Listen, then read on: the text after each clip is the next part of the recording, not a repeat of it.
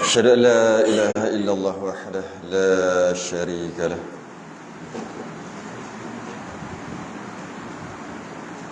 أشهد أن سيدنا محمدا عبده ورسوله اللهم صل وسلم وبارك على سيدنا محمد الفاتح لما أغلق والخاتم لما سبق ناصر الحق بالحق والهدي إلى صراطك المستقيم صلى الله عليه وعلى آله وأصحابه حق قدره ومقداره العظيم اللهم نور بالكتاب بصري وأتلق بلساني واشرح بي صدري واستعمل به جسدي بحولك وقوتك فإنه لا حول ولا قوة إلا بك سبحانك لا علم لنا إلا ما علمتنا إنك أنت العليم الحكيم ولا حول ولا قوة إلا بالله العلي العظيم أما بعد alhamdulillah kita rafa'kan kesyukuran dan terima kasih kita kepada Allah Ta'ala dapat kita duduk dalam bulan yang sangat berkat, sangat mulia ni,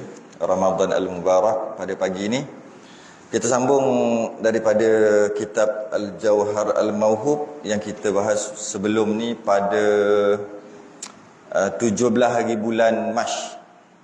Maknanya sebelum tak? Sebelum puasa. Yang sebelum puasa kita bincang berkaitan dengan puasa, kelebihan puasa dan i'tikaf sekali. Kita berhenti kalau kat Jawi tu muka surat 65. Dekat malam Al-Qadar. Malam Al-Qadar. Malam Al-Qadar ni agak panjang, ataupun kalau Melayu panggil malam Lailatul Qadar. Dia agak panjang, jadi kita sempat habis dalam 2 pertemuan. Minggu ni, hari ni, malam pagi ni dengan minggu depan. Ahad minggu depan. Jadi sempat habislah berkaitan dengan malam Al-Qadar. Ya Rumi itu 145. Qala al-mu'allif rahimahullahu ta'ala wa nafa'ana wa iyyakum bi'ulumihi fid darain. Amin ya rabbal alamin. Dan tiada tertentu kelebihannya itu dengan orang yang melihat akan dia jua.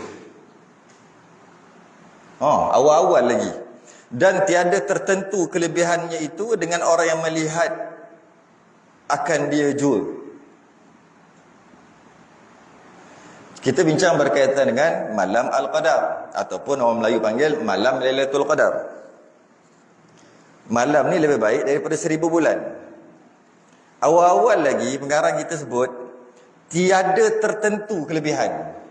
Tak lebih pun. Itu dengan orang melihat akan dia juga. Orang yang jumpa malam Al-Qadar tak ada lebih pun. Tiada tertentu, tak lebih pun. Tetapi hasil kelebihannya itu bagi barang siapa yang menghidupkan dia. Dan jikalau tiada ia melihat akan dia sekalipun. Yang kita cari apa? Biasa kita cari malam Qadar, cari sejuk, panas, tengok bintang, tengok itu. Dia kata awal-awal lagi. Jumpa malam Al-Qadar tak ada lebih pun. Yang lebih itu ibadah pada malam tu.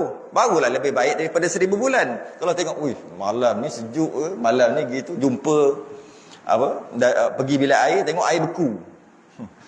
Rupanya salah buka peti air, memanglah beku.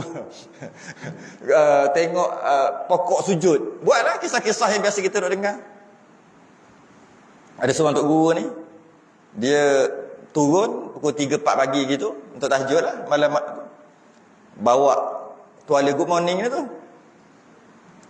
kara, istilah panggil kara apa dia panggil, ambil lah air dalam telaga tu, tapi jatuh ni dia ambil letak kat tepi, ambil wudu, ambil apa, basuh apa yang patut, terlupa nak ambil kan tuala good morning tu, masuk esok tu baru teringat.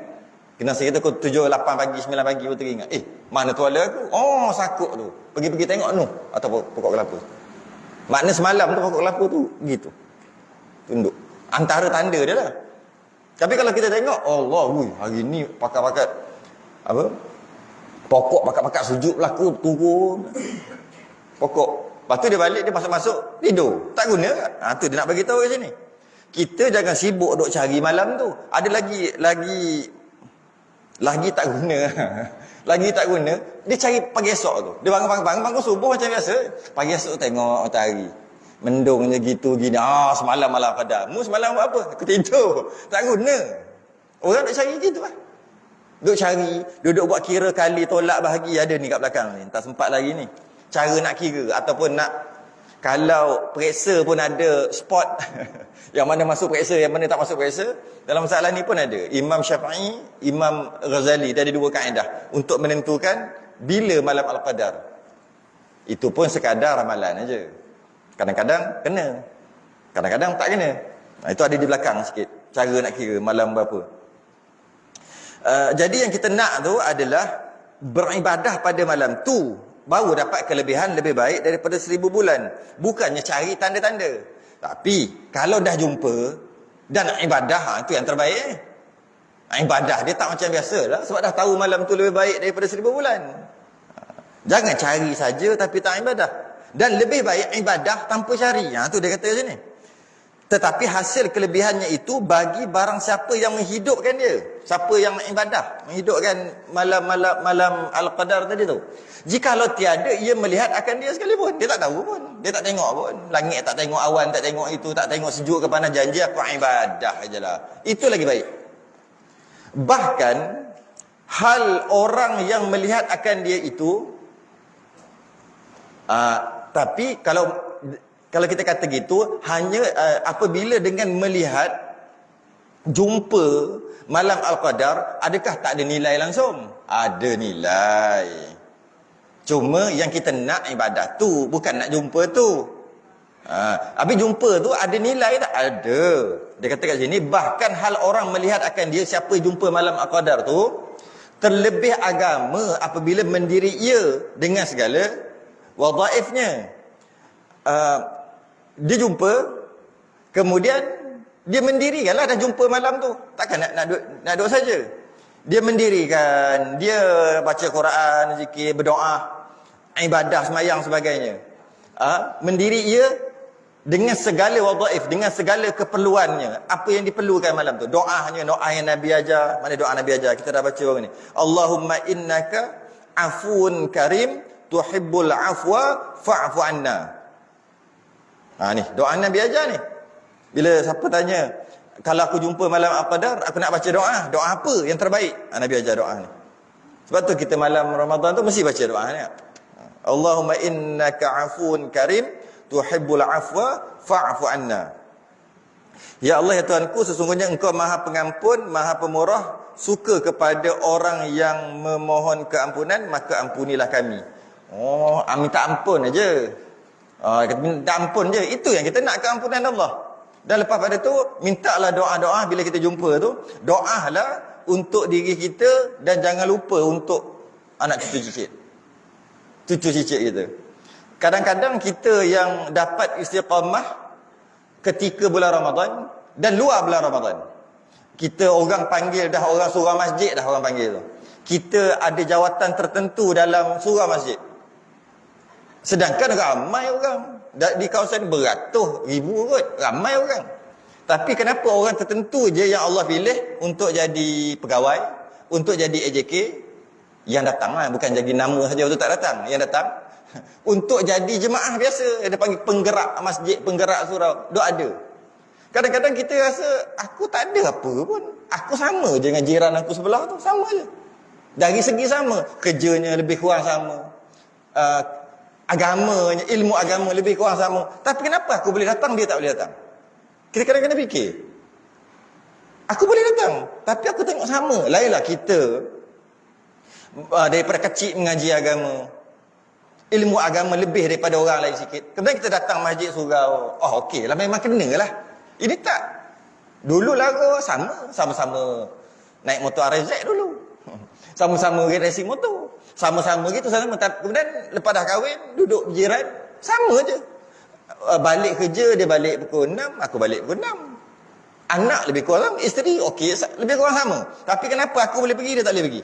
Kita fikir, bukan sebab aku ni boleh pergi ni. Bila sebab boleh pergi surau masjid, mana boleh solat berjemaah, boleh baca Quran, minat pada agama. Sedangkan dia tak minat. Tapi aku tak ada kelebihan. Kalau dari segi kehidupan kita tengok, tak ada kelebihan berbanding dengan dia. Kadang-kadang itu doa tok nenek. Doa tok nenek kita dulu. Tak tahulah yang alim-alim kot. Kita mana tahu. Kita tahu apa? Sampai datuk lah. Satu lagi tahu moyang. Tak ada, tak tahu lah. Satu lagi tu, lepas moyang apa? Monyet, bukan, tak tahu. Satu lagi tu. Kita tahu tak dia, kehidupan dia? Tak tahu. Mungkin tu orang alim. Mungkin dia jumpa malam Al-Qadar. Mungkin macam-macam lah. Mungkin doa mereka terima untuk kita. Tu kita dapat duduk. Orang sebelah tak dapat duduk. Jiran sebelah tak dapat duduk dalam majlis ilmu. Tak boleh duduk dalam surau masjid. Kadang-kadang. Jadi jangan lupa bila jumpa malam tu, doa untuk anak cucu. Sebab sepakat ulama, apabila furu' buat, usul dapat apa yang furu' buat tu automatik. Furu' tu cabang bawah lah. Usul tu atas. Jadi kalau furu' buat, anak buat apa-apa kebaikan, automatik dapat kat mak ayah dia. Auto. Bukan manual, automatik dapat. Walaupun tidak diniatkan. Kalau dia niatkan, lagilah. Ini sedekah untuk ayah aku, lagilah lebih. Tak niat pun, dia sembahyang. Dia sembahyang subuh. Mak ayah dia dapat pahala sembahyang subuh. Sembahyang subuh dia. Dan datuk dia, datuk Tok Wan dia dapat lagi. Atas sampai Nabi Adam. Semua pakat dapat. Oh, itulah maha kayanya Allah. Kalau nak kira rugi ya. Rugilah orang lain buat tapi dapat direct sampai ke atas. Jadi sebab tu kita nak anak cucu ni. Rabbana hablana min azwajina wa zurriyatina qurrata ayun. Kita nak zuriat kita qurrata ayun. Apa? Sedap mata memandang apa? Sejuk mata memandang. Orang Melayu panggil sejuk perut mak dia mengandung dia. Orang Melayu panggil. Kita nak yang tu. Dan kemudian sampai ke bawah. Tapi takutlah zuriat-zuriat kita tahulah zaman-zaman TikTok ni kan. Zaman-zaman ni tengoklah macam mana zuriat-zuriat yang ada dalam tu. Risau. Tapi kalau cucu cicit ni buat dosa tak dapat dekat usul. Itu maha kaya Allah lagi. Kalau kata anak dia tak buat sebab ayah dia tak ajar, sedangkan ayahnya berkewajipan untuk ajar, barulah ayah dia ada saham. Tapi kalau toki dia tak ada kena-mengena lah, tak sempat jumpa pun. Bila cucu buat dosa tak dapat kat dia. Tapi buat pahala dapat kat dia. Maha kaya. Jadi minta doa untuk anak cucu. Minta doa untuk anak cucu. Kadang-kadang kita tengok kita tengok aku punya keluarga tak adalah keluarga beragama. Tapi aku boleh jadi orang baik. Jadi lebay panggil. Jadi ustaz ke. Jadi imam ke. Jadi orang baik lah. Ataupun paling baik jadi orang seorang masjid baik dah tu. Nak baik macam mana lagi? Tapi keluarga aku biasa je. Malah ada adik-beradik yang lara lagi sampai sekarang. Dapat ni. Kadang-kadang sebab mak ayah atau tok nenek itu dia buat baik dengan para ulama. Aku tahu aku bodoh, tapi dengan orang alim, dia respect lebih. Allah tak balas dekat dia, Allah balas dekat anak cucu dia. Kadang-kadang. Jadi kalau mak ayah dia memang dah orang agama, anak jadi orang agama, biasa tu. Memang tak tumpah kuah tak tumpah melainkan kat nasi mana lagi. Tapi ada juga kadang-kadang tumpah kat meja. Dan sunat bagi orang yang melihat akan dia. Lepas dia jumpa, malam ni malam Al-Qadar, dapat kelebihan? Tak dapat. Tapi ada nilainya, iaitu dia lebih pada orang lain ibadah saja, dia ibadah dalam keadaan tahu lebih baik daripada 1000 bulan. Subhanallah, kalinya 83 kali baru juta. Subhanallah sekali lagi, dia lain macam dia rasa. Doa lain macam, sedekah, pergi keluar, naik motor keluar, cari masjid, ambil duit habis, cocok habis ATM kalau jumpa. Ke takut kata, esok nak makan apa ke macam mana agak-agak. Kalau jumpa malam tu, tak pergi cari duit-duit sedekah, cari masjid, mana masjid. Dah kali kena tangkap, ingat nak curi tu, curi tabung. Tak, malam tu sebab kita jumpa. ATM mana boleh malam-malam tak? Boleh tak pukul 3-4 pagi? Tak boleh kan? Kalau jumpa lah, mana ada duit yang ada? Ada emas ambil isteri. Awak nak tak nak? Kejut isteri. Nak tak nak bak emas yang sifat. Allah, nak beli emas. Nak tak nak ni? Nak bagi kat siapa? Tak boleh kot malam-malam. Maksudnya buat sesuatu pada malam tu. Bukan gitu aja. Dan itu maksudnya wadhaifnya. Itulah maksud wadhaif. Keperluan. Selain daripada doa, sembahyang, baca Quran, semua tu kenalah. Tambah lagi sedekah. Online lah sekarang. Online. Online aja. Jadi pada malam tu untuk dapat lebih baik daripada 1000 bulan, dahlah umur kita pendek. Nabi kata umat aku 60-70. Nabi sendiri 63. Itu jaga kesihatan tu. Kita 3 in 1 bantai.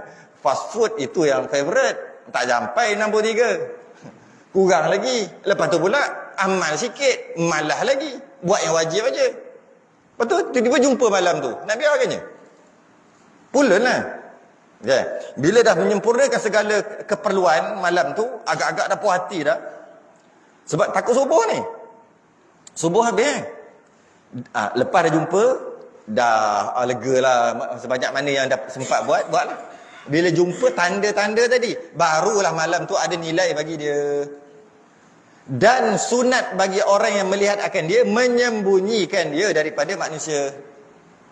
Bukan esok tu di masjid pergi sejid. Lepas tu sibuk duk bercakap dengan orang.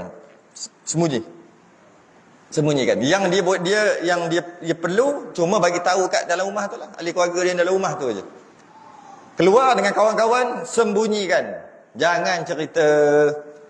Bila boleh cerita ni? Bila dah. Maksudnya kalau cerita tak jadi apa dah. 10 tahun kemudian. Baru cerita. Ingat 10 tahun lepas. Okey lah. Okey.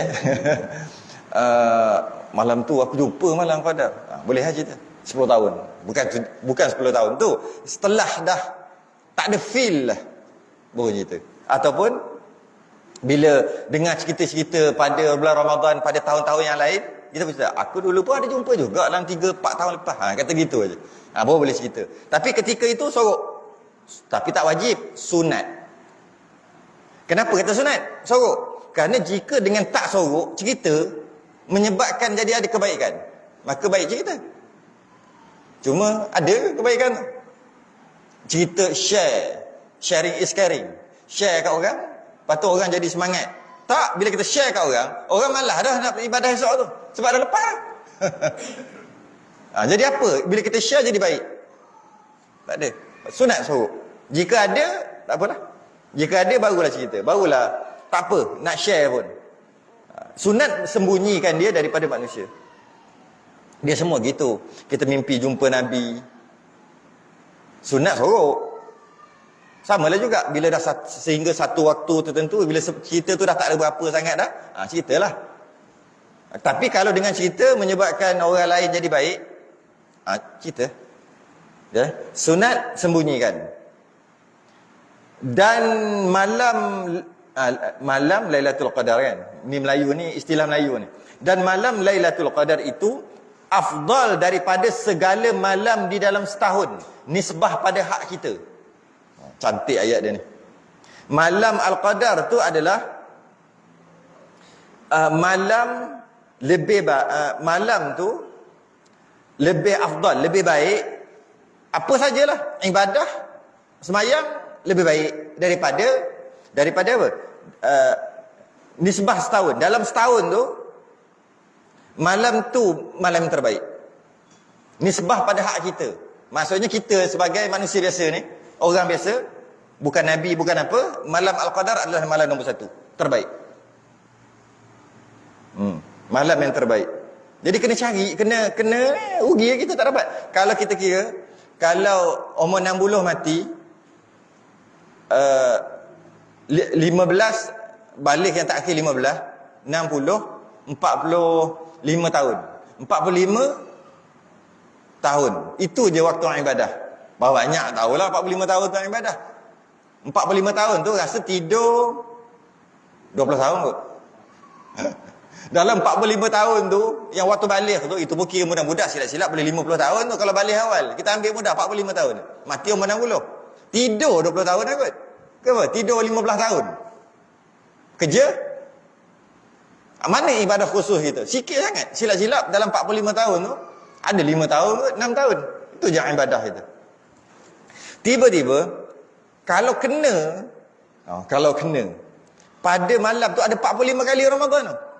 Maknanya 45 kali lah malam Al-Qadar. Kali 1000, kita ambil 1000 je senang. 1040, jadi 1045, jadi 400. Juta. Tak payah kira lah senang macam tu. Jadi umur kita seolah-olah panjang. Jadi maka adil lah. Kerana para sahabat, dia ketika ada satu kisah, pemuda Bani Israel yang beribadah lebih daripada 1000 bulan. Maka para sahabat sedih. Dia kata umur kami 60-70 aja. Mereka dapat, mereka panjang, ada umur sampai 1900. Zaman Nabi Nuh 900 tahun, 950 tahun tu biasa aja hidup. Tapi kami 60-70 aja. Maka Nabi kata jangan lupa kita ada malam Al-Qadar. Kalau kita campur-campur lebih banyak daripada 1000 tahun, bukan 1000 bulan lagi. Kalau dapat tiap-tiap kali lah. Jadi macam mana nak dapat tiap-tiap kali? Baru ni kan dah ajar dah cara-caranya. Macam mana cara? Ibadah lah tiap-tiap malam, mestilah kena. Tiap-tiap malam ibadah. Paling kurang, minimum. Sembahyang Isyak berjemaah, berniat nak sembahyang subuh esok jemaah. Dan esok jemaah. Itu minimum. Dah dapat dah. Tapi tahap yang paling, tapi dapat dah lah. Dia panggil, dapat dah. Nisbah kita pada kita malam Al-Qadar itu lebih baik, lebih afdal daripada 300 berapa lagi? Yang Qamariyah 354. 353, 354. 365, 300 tak aja kira. Setahun 300? 365 tu yang Januari Februari, yang Islam ni. 354. 354 hari. Yang Muharram Safar ni lah 354 hari setahun. Sebab Masihi ni 30-31, Qamariyah 29-30 kan. Okay. Jadi kurang ada 11 hari kat situ setahun. Jadi 365 itu Masihi, Qamariyah 354. Okey. 354 hari ni ada sehari yang lebih berbanding dengan 353 lagi. 353 hari itu, iaitu malam ni. Pada hak kita. Nombor satu. Tapi dia kata tetapi kemudian, maknanya style ni ialah seni kitab kita. Sebenarnya malam Al-Qadar bukan malam nombor satu. Tapi dia kata nombor satu mula-mula. Tetapi kemudian, maknanya nombor dua lah. Kemudian, selepas. Nombor dua rupanya malam Al-Qadar. Kemudian daripada malam diperanakkan Nabi SAW. Oh, gitu. Maknanya malam nombor satu, malam kelahiran Nabi. Maknanya dah lepas. Malam kelahiran Nabi. Nombor dua baru malam Al-Qadar. Tapi kita kena berpegang gitu, iaitu malam yang paling mulia pada hak kita. Nisbah kita adalah malam kelahiran Nabi, tapi kita tak sempat. Macam tu juga air yang paling mulia, air apa? Air Zam-Zam. Kan? Air paling mulia. Paling mulia dekat atas dunia ni. Air yang keluar daripada celah-celah jari tangan Nabi. Tu air nombor paling mulia. Kena pegang je tu. Nombor dua, barulah air Zam-Zam. Kalau kita campur dunia akhirat, nombor dua, Telaga Kausar. Haud Nabi, kolam Nabi. Tapi tak tu akhirat. Kita tak kira lah akhirat kan, kita kira dunia. Kalau nombor dua, air Zam-Zam nombor dua, bukan nombor satu. Tapi mana ada dah air keluar kot celah jari Nabi. Masa ketika peperangan tak ada air, ada sebekas je air, Nabi masukkan tangan dalam air yang sedikit itu, pakat-pakat minum 70 berapa orang, 70 lebih orang. Cukup. Ambil daripada situ je, tak habis-habis. Mandi, minum, makan macam-macam, pakai air celah tangan. Tapi kita kena pegang. Kita kena katalah bahawasanya air yang paling mulia adalah air yang keluar celah jari Nabi. Tapi tak ada dah. Sama lah macam ni. Kita kena kata malam yang paling mulia adalah nombor 1. Tengok kat bawah ni dia bagi tahu lagi malam Mi'raj ni. Mana bukan nombor 2 lah juga. Nombor 1 adalah malam Nabi lahir. Ketika malam what? Lain macam. Jika malam Nabi lahir tu kita ada, malam tu adalah malam yang paling mulia. Kalau ada. Malam tu macam-macam lah kisah dalam kitab kita ada je. Kisah malam tu berlaku. Ada satu api. Api ni api kaum Majusi, agama Majusi, sembah matahari. Alah yang kita bawa lahiran obor tu kan api Majusi tu. Kita tahu lahiran obor juga. Yang bawa api obor tu. Api tu tak pernah padam. Daripada dulu tak pernah padam sampai ke zaman Nabi itulah. Nabi lahir je padam. Lepas tu dia cucur balik. Tipu lah, cucur balik. Sampai sekarang tak padam api tu. Itu yang dibawa daripada negara ke negara yang kita buat sukan tu lah. Sukan apa? Olimpik. Sukan Olimpik. Kan ada tu obor tu. Apa sibuk bawa api tu? Asal Majusi tu. Sebab Tuhan dia adalah matahari. Sembah matahari. Dan bila sebut matahari, matahari tu panas api. Dia punya simbolik dia ada api tu. Api Tuhan tak pernah mati. Sebab Tuhan kan tak pernah mati. Dia kata tu, tengok api tak pernah mati. Mana tak pernah mati, dia sentiasa bau kecil, dia tambah lagi, tambah gas ke tambah apa ke. Tapi pada malam kelahiran Nabi, mati, terpadam. Banyak lagi lah apa yang berlaku pada malam tu. Malam kelahiran Nabi. Sebenarnya itu adalah malam yang paling mulia nombor 1. Bukan malam Al-Qadar. Tapi perkara itu dah lepas.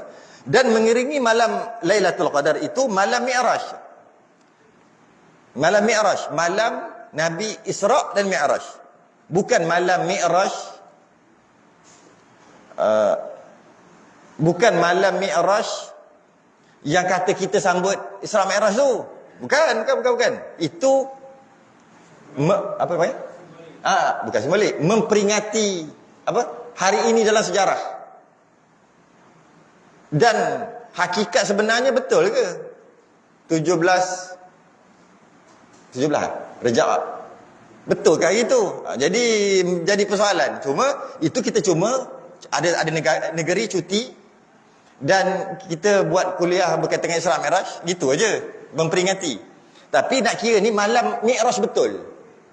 Nabi naik Buraq, naik betul pada hari itu. Maknanya perkara dah lepas jugalah. Tapi kita kena pegang malam itu, malam nombor 2 mulia setelah malam kelahiran Nabi. Kena pegang gitu kan. Tadi kata nombor 2 tu, tak sebenarnya nombor 2 bukan, nombor 2 Mi'raj. Itulah kitab ni. Kitab kita dia style dia gitu. Kemudian malam Arafah. Bukan malam Al-Qadar lain, malam Arafah. Jadi maknanya mengiringi malam Al-Qadar. Jadi Mi'raj ni nombor 3 lah. Mi'raj ada khilaf nombor 2, nombor 3. Kalau dalam kitab kita kata nombor 2. Malam kelahiran Nabi, malam Al-Qadar, malam Mi'raj. Itu kitab kita. Malam Mi'raj. 3. Kemudian malam Arafah. Besar malam Arafah tu. Kemudian malam Jumaat. Kita dah setiap minggu jumpa. Besarlah malam Jumaat tu. Kemudian malam Nisfu Sya'ban. Cukup habis. Jadi malam lahir Nabi lahir, malam Al-Qadar, malam Mi'raj, dah lepas juga malam Arafah yang kita sambut tu, malam Nisfu Sya'ban 5. Jadi tadi 3, 5, 4. 3, 5, 4 tu ada 5 hari ni. Itu turutannya. 3, 5, 4. 3, 4, 9 lagi sama. Kena kira macam tu lah. Sebab ada hari-hari kebesaran kita. Ada hari-hari kebesaran kita. Kita hari bukan kebesaran kita pun kita sambut, cak tahu lagi. 25 hari bulan Disember sambut tu masuk cuti. Kita yang tak ada kena-mengena pun sambut sekali. Tiba-tiba malam kebesaran Islam, takkan tak nak tahu 5 hari tu. Malam kebesaran paling besar, paling mulia. Dan ada pun yang tinggal daripada segala malam, maka iaitu bersamaan sekalian. Malam-malam yang lain tu sama aja. Tak ada lebih kurang, tak ada. 5 ni je. yang ada turutan. Dan ada pun pada hak Nabi sallallahu alaihi wasallam, itu bagi kita ni yang 5 tu. 5 hari tu ikut turutan tu kita. Bagi hak Nabi. Nabi tak sama dengan kita. Dari segi malam yang paling mulia, malam yang paling afdal. Maka yang terlebih afdalnya, malam yang nombor 1 bagi Nabi kita, malam Mi'raj. Itu nombor 1. Malam Mi'raj. Bukan malam dia lahir. Sebab malam dia lahir tu dia, diri dia. Kemudian bukan malam Al-Qadar juga. Bukan. Nombor 1 malam Mi'raj. Nombor 2 baru malam Al-Qadar. Bagi Nabi kita. Sebab apa? Malam Mi'raj dia duduk nombor 1. Bagi kita duduk nombor 3. Kenapa? Kerana melihat ia Nabi. Padanya malam Mi'raj tu akan Tuhan Rabbul Alamin. Malam tu Nabi Isra'. Malam apa? Malam Mi'raj. Isra' jalan atas bumi, naik burak, dia panggil Isra'. Mi'raj istilahnya naik tangga, macam tangga, naik sampai mustawa, sampai langit ke-7 atas. Pada tu kemudian dapat melihat Allah, dapat tengok Allah. Yang ni kena ngaji akidah. Tak ngaji akidah takut salah faham. Melihat Allah tanpa kaifiat. Melihat Allah bukan bermakna Allah ada kat depan. Melihat Allah bukan bermakna Allah ada kat arash. Tu kena tahu sesuatu ni bab akidah lah. Melihat Allah, yang Nabi naik Nabi yang naik Mi'raj untuk ambil sembahyang yang 50 jadi 5. Bukannya naik sebab Allah duduk dekat arash, dekat atas mustawa, bukan. Jadi kena ngaji akidah. Kalau tak ngaji akidah, silat-silat dia kata Allah duduk kat arash. Allah duduk, sebab tu Nabi naik. Dan sebab tu kita doa ke atas. Sebab Allah duduk kat atas. Macam-macam. Dia kata, silap faham. Itu silap faham. Jadi, habis melihat macam mana? Melihat Allah. Khilaf ulama. Para sahabat pun khilaf. Sahabat sendiri pun khilaf. Ada yang mengatakan Nabi melihat Allah dengan basar. Basar tu mata lendai ni lah, mata ni. Ada yang mengatakan Nabi melihat Allah dengan basirah. Mata hati. Macam mana tu? Melihat dengan basar, seolah-olah kita nampak. Kalau gula tu melihat dengan mata, gula melihat dengan mata, seolah nampak gula, mata tengok nampak gula. Tapi melihat dengan mata hati, gula macam mana? Tengok gula, melihat dengan mata hati, nampak manis. Mata hati nampak manis. Mata lendai nampak gula lah. Mata hati nampak cili merah. Mata lendai nampak cili merah, mata hati nampak pedas. Mata lendai nampak pisau berkilat tajam. Bukan, berkilau, besi. Itu mata lendai. Mata hati nampak tajam. Itu lah. Jadi sebagian macam Sayyidatina Aisyah dia kata Nabi melihat dengan basirah. Maknanya bukan melihat dengan mata lah, tengok dengan hati. Kalau dengan basirah, bukan Nabi pun dapat. Tapi tahap wali ya. Melihat Allah dengan basirah. Kadang-kadang kita tengok Allah. Nampak Allah ke? Tak. Apa Allah kat mulut? Nampaklah tu. Nampak perbuatan Allah. Af'al Allah. Nampak kejadian yang Allah cipta. Allah. Tengok accident. Tengok pada kereta tu, mati orang. Enjin terbelah 2. Lepas tu, renyuk dah. Tapi tengok orang, dia relax. Bukan relax, maksud tak sakit. Tak ada apa pun. Ada luka sikit kat ni. Kita tengok dia, kita kata apa? Allah. Nampak Allah kat situ? Bukan. Nampak kebesaran Allah tu kat situ. Allah selamatkan dia. Tu dia tengok dengan basirah. Tengok dengan mata, nampak kereta hancur. Maka begitu juga ketika Nabi Mi'raj. Ketika Nabi Mi'raj, sahabat terbagi kepada 2. Ibn Abbas kata, Nabi melihat Allah dengan mata ni. Tapi bukan Allah duduk kat situ. Bukan. Allah tidak bertempat. Habis tu tengok macam mana? Mana tahu. Malah, dalam syurga nanti boleh melihat Allah. Kena. Kalau kita kata tak boleh melihat Allah, bila kata melihat Allah, bukan Allah kat depan. Pula dah macam mana? Mata kita kat depan. Maknanya bukan melihat lah, maksudnya dengan basirah, dengan mata hati. Bukan dengan ainul qalbi, bukan dengan mata hati. Tapi dengan mata. Tapi tak ada kat depan. Macam mana tu? Kena ngaji akidah. InsyaAllah boleh faham. Beradat je Allah letak deria dekat mata kita. Kemampuan dekat mata kita tu. Ibn Abbas kata Nabi melihat Allah dengan mata lendai. Sayyidatina Aisyah dan beberapa sahabat yang lain kata, tak, Nabi melihat Allah dengan basirah. Jadi kita kena berpegang, kita boleh melihat Allah. Kalau Nabi melihat Allah, khilaf ulama tak apalah mana-mana satu. Dan kita makhluk boleh melihat Allah kerana sabit daripada ayat Quran. Kalau kita kata tak boleh melihat Allah secara automatik, kita Mu'tazilah. Kita bukan ahli sunnah wal jamaah. Kerana sabit daripada Al-Quran, wujuhu yawma idzin nadhirah ila rabbiha nadhirah. Penghuni syurga pada waktu masuk syurga tu, muka mereka berseri-seri. Wujuhu yawma idzin nadhirah. Seronok berseri, cahaya muka dia, muka orang penghuni syurga. Ila rabbiha nadhirah. Kepada Tuhannya ia melihat. Ada orang boleh tengok, ada orang langsung tak boleh tengok walaupun masuk syurga. Ada orang boleh tengok sekali, ada orang boleh tengok banyak kali. Dan kelazatan yang paling besar dalam syurga adalah melihat Allah. Hilang nikmat syurga bila melihat Allah. Dan melihat tanpa kaifiat. Maksud tanpa kaifiat apa? Bukan di depan, di atas, di bawah, di kiri, kanan, berbentuk macam cahaya, begitu, begini, berwarna. Tidak semua. Habis itu macam mana? Tidak di depan, tidak di belakang, tidak di atas, tidak di bawah, tidak di kiri, tidak di kanan, tidak di utara, tidak di selatan. Semua tak? Macam mana? Syurga kan mana boleh fikir? Kalau boleh fikir bukan syurga. Setakat tu je lah, sebab saya nak mensyarahkan. Dia kata kat sini, melihat Tuhan Rabbul Alamin. Kalau tak syarah pula, takut-takut nanti melihat tengok, oh Tuhan gini, pegang-pegang, oh gini, ketul-ketul gini, takut faham gitu. Tak. Dan bila melihat, dia tak boleh masuk otak. Dia tak boleh masuk macam mana? Dia tak boleh simpan. Kalau boleh simpan, lepas tu boleh cerita balik. Lepas pada tu jumpa kawan-kawan, oh, masuk dalam syurga nanti. Oh, melihat Allah, tengok Allah. Gini. Tak boleh. Tak boleh simpan. Sebab kalau boleh simpan, automatik makhluk. Oh, rupa-rupanya besar. Makhluk dah. Bukan Tuhan lah tu. Secara automatik berjisim, berjirim dan sebagainya. Itu setakat tu je lah. Kau nak jadi panjang pula. Jadi cuma, kena ngaji tauhid dalam masalah tu. Tapi tak boleh kita kata, tidak boleh melihat Allah. Tak boleh. Itu Mu'tazilah. Boleh melihat Allah. Kemampuan untuk melihat Allah tu Allah boleh bagi. Allah bagi. Dan tak boleh juga kita kata boleh melihat Allah, lepas tu Allah dekat depan. Tak boleh juga gitu. Itu lagi teruk. Itu bukan Mu'tazilah dah tu.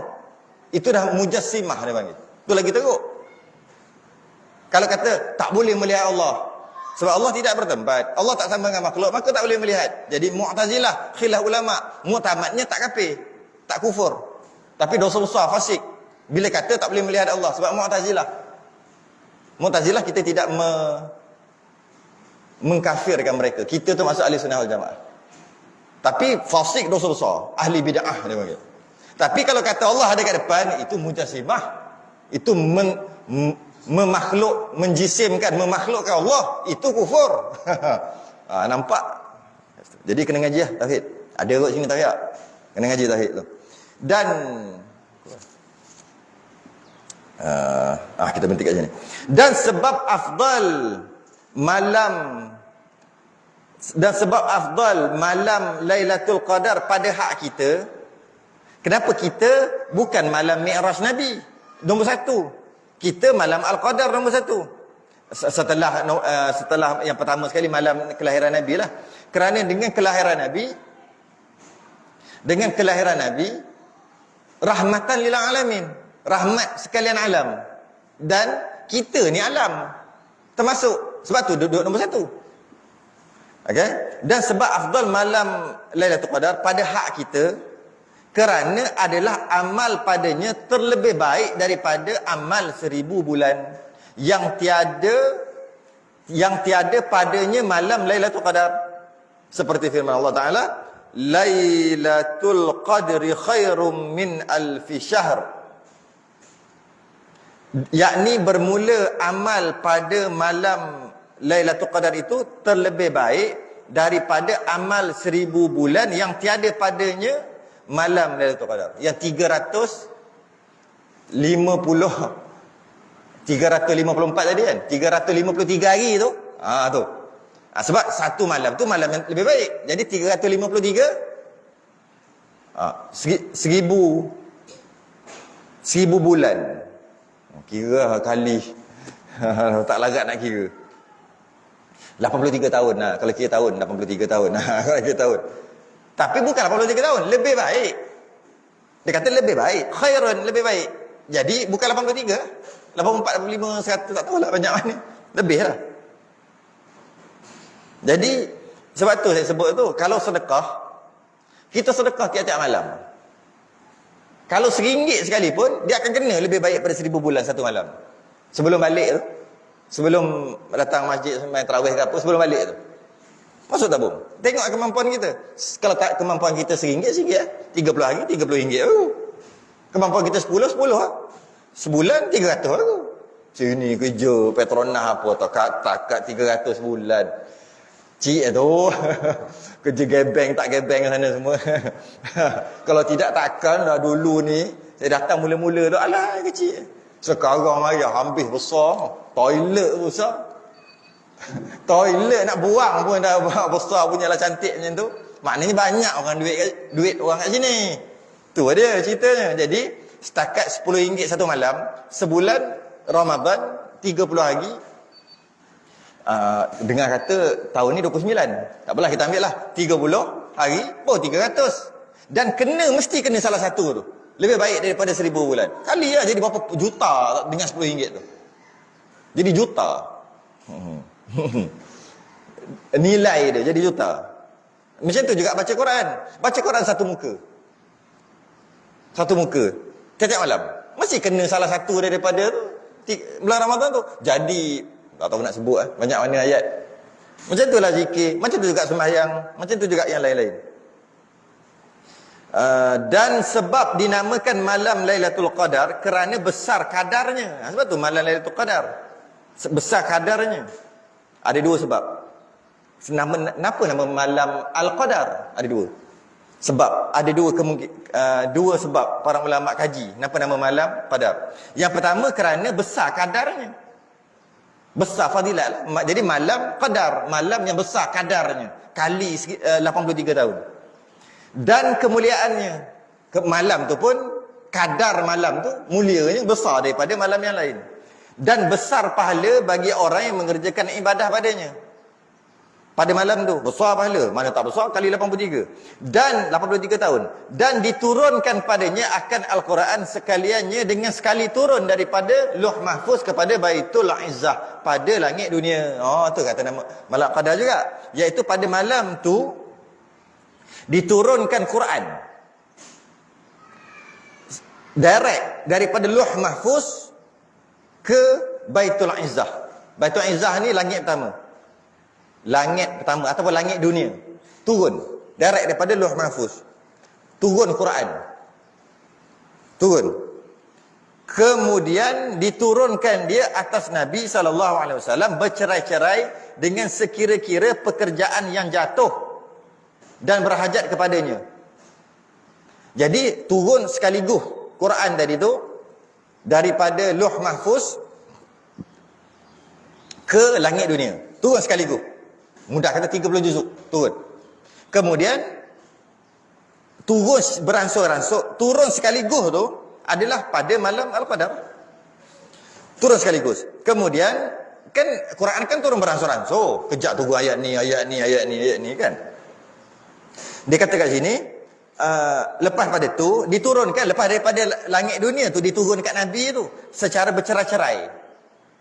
Bukan sekaligus lah. Kalau sekaligus tahu-tahu Nabi terus baca sampai 30 juzuk. Habis semua Nabi baca. Dan pas sahabat pun tulis siap. Tak gitu.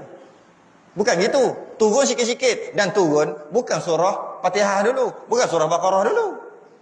Iqra' dulu. Kenapa duduk kat ujung sini, pergi sini? Ayat yang terakhir duduk kat tengah-tengah Quran.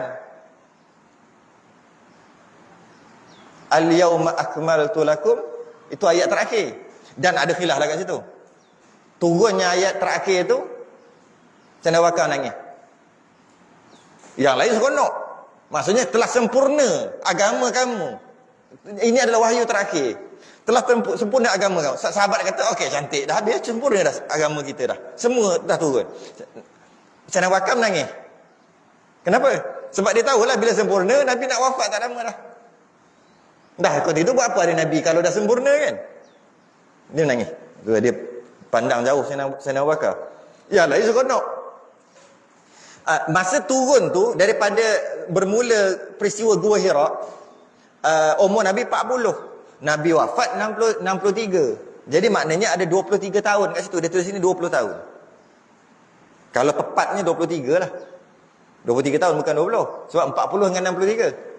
Tapi ada khilaf lagi yang kata, iaitu ketika hujung-hujung tu lama juga tak turun. Bukannya habis turun-turun Nabi wafat terus. Yang terakhir Nabi wafat. Tak, mesti ada beberapa waktu. Jadi boleh lah. Tak ada masalah lah tu. 20 ke 23 tahun ke.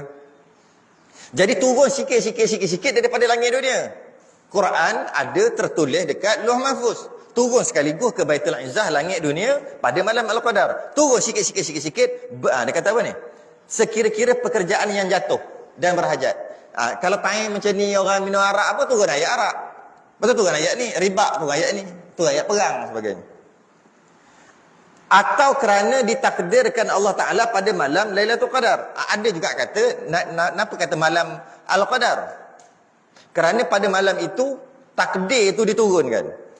Takdir segala perkara, akan segala perkara. Daripada sama juga Lauh Mahfuz. Pada malam Al-Qadar tu. Sebab tu kata qada dan qadar. Itu dia. Ketentuan Allah. Terzahirnya ketentuan Allah. Dekat Lauh Mahfuz. Dia panggil, istilah ni kena ngaji tauhid juga. Dia panggil takdir mu'allaq. Satu lagi dia ada panggil takdir mubram.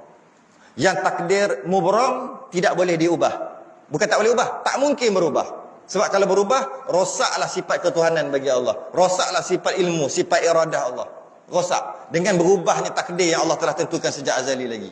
Habis yang kata sedekah dapat maksudnya memanjangkan umur, doa dapat mengubah dan sebagainya, dia panggil takdir mu'allaq. Itu pun kena ngaji tauhid. Itu bab lain tu. Kena ngaji tauhid. Jadi turun, maksudnya takdir Allah ni, yang mu'allaq ni lah. Pada malam, bukan yang mubram. Yang mubram tak berubah.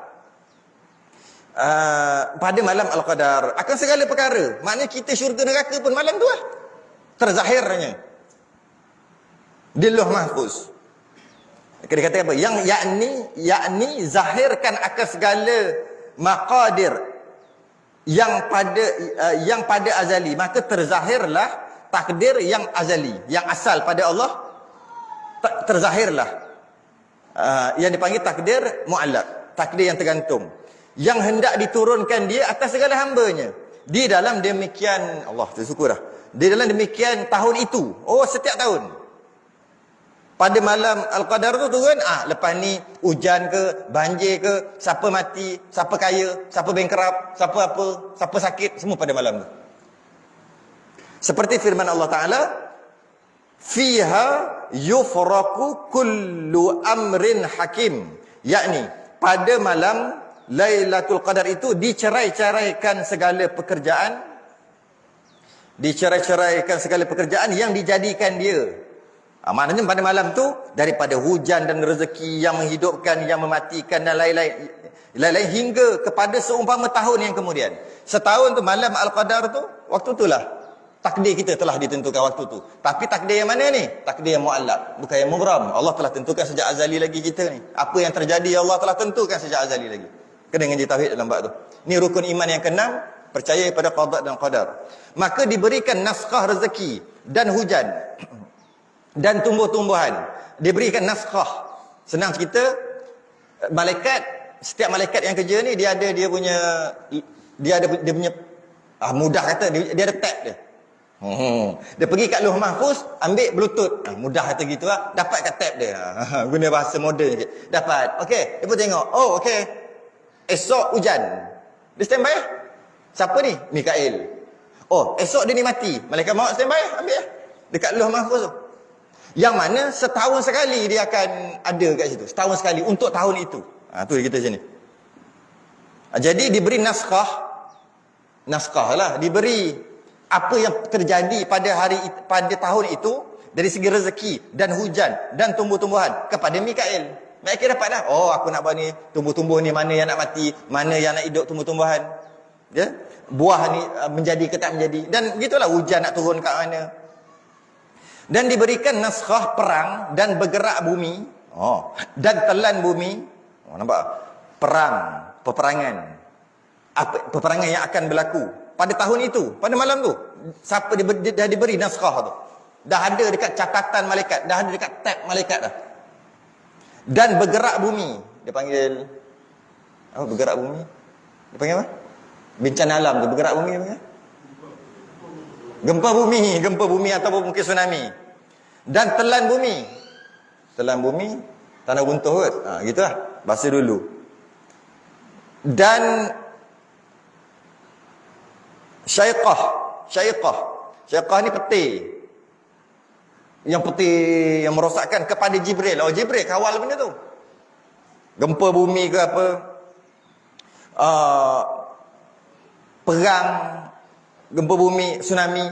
Betul elok baca ada satu doa, Allahumma Jibril wa Mikail wa Israfil, sampai bila-bila kita saya sebutlah doa tu.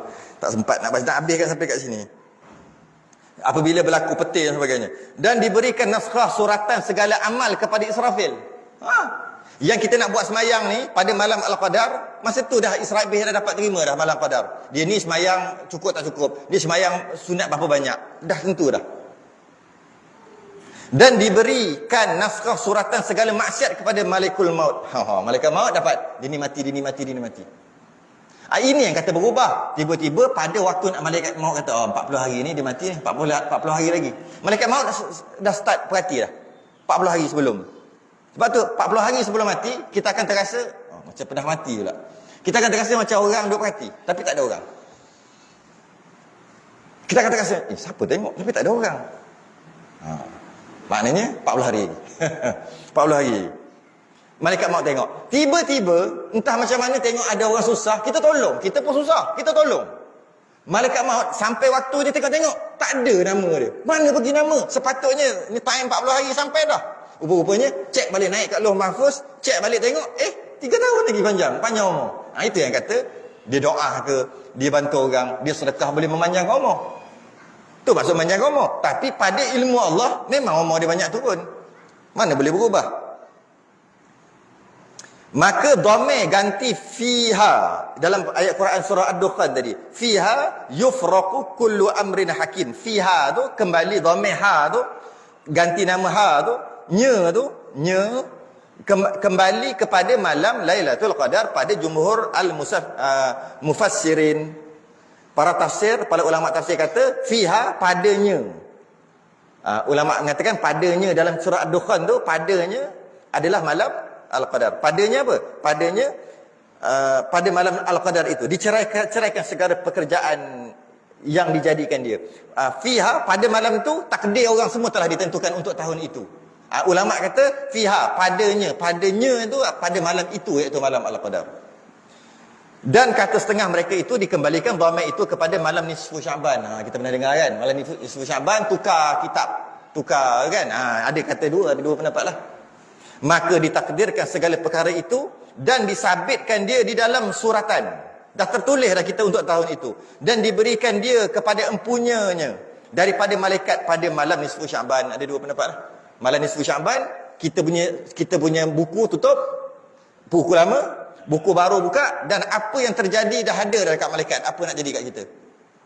Apa yang jadi? Dah ada dah semua. Katanya malam nisfu Syaban. Tapi pendapat pertama kata yang muktamad malam Al-Qadar. Tak apalah, khilaf ulama. Tak kisahlah mana satu, kita pun tak apa. Lagipun malam nisfu Syaban dengan Al-Qadar berapa je bezanya? Tak sebulan lebih kan. Dan setengah daripada alamat malam Lailatul Qadar. Ini minggu depan. Minggu depan cantiklah, waktu tu dah dekat-dekat dah. Dah dekat-dekat dengan ujung 10 yang terakhir tu. Jadi cantik lah. Tanda malam Al-Qadar nak baca apa dan sebagainya. Bila? Ada. Malam berapa? Malam 21 ke? Malam 25 ke? Imam Ghazali kata apa? Imam Syafi'i kata apa? Pada malam tu. Kita akan bahagikan. Dan setengah daripada alamat malam Lailatul Qadar bahawa adalah malam itu tiada panas dan sebagainya. Wallahu a'lam. Boleh? Saya dengar dalam radio IT. Siapa yang berpuasa bulan Ramadan siang tu, dan malam tu dia mendirikan solat tarawih dan witir, dia seolah-olah telah mendirikan Al-Qadar dia. Dia dah berpuasa. Sesiapa yang Okey.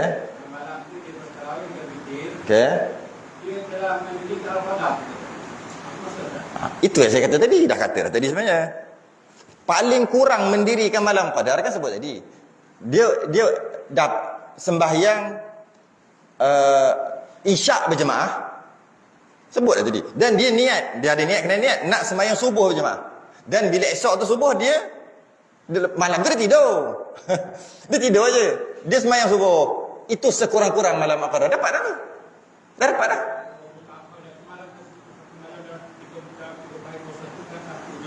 Mana-mana satu. Kenalah mana-mana satu. Mana-mana satu mestilah kena. Dah kurang-kurang dapat. Dan kalau kita nak tengok dari segi fadilat macam tu, dalam kitab kita juga ada. Iaitu, kadang-kadang, kelebihan-kelebihan malam macam tu, malam lain pun ada. Contohnya beramal pada malam Arafah. Seperti malam Al-Qadar. Itu kelebihan. Seperti 70 orang mati syahid beramal tu. 70 orang, takkan 70 kali mati. Itu dari segi fadilat. Jadi yang sebut tadi ada dua. Orang yang beribadah pada malam Ramadan, maksud ibadah dia tu dia sembahyang isyak dengan dia sembahyang subuh berjemaah, maka dia kena salah satu hari malam Ramadan. Dan daripada fadilat-fadilat yang lain, bukan malam Al-Qadar pun, bukan malam Ramadan pun, dia beribadah, dia solat berjemaah isyak, lepas tu subuh pun berjemaah, seumpama malam tu dapat pahala malam Al-Qadar. Tapi malam tu bukan malam Syaban, malam lain. Itu fadilat. Dia lain. Fadilat lah. Dari kita cerita bukan fadilat aja. Kita cerita dengan malam Al-Qadar sekali. Kalau nak dapat yang paling ada satu lagi dari segi fadilat, orang yang beramal pada malam Ramadan, dia tidak beredar sehingga imam beredar. Maka dapat malam qadar. Yang ini tak ada, kita tak kaitkan dengan subuh. Yang tadi kalau dikaitkan dengan subuh, sembahyang isyak jemaah ada kena kait dengan subuh. Tapi kalau fadilat yang lain, hadis yang lain, dia tak ada kait dengan subuh. Dia itu malam Ramadan tu dia sembahyang berjemaah dengan imam, dia tidak beredar melainkan imam beredar. Maksud imam beredar baru dia beredar. Tertulis malam tu dia beribadah sepanjang malam. Bila beribadah sepanjang malam, kena malam tu malam Al-Qadar, dapatlah. Tapi dengan syarat kan? Syarat dia ke mana? Dia tak beredar setelah imam beredar. Maksudnya, habis semayang lah. Bukan kalau imam duduk sampai pukul 2 pagi. Bukan tunggu, bukan.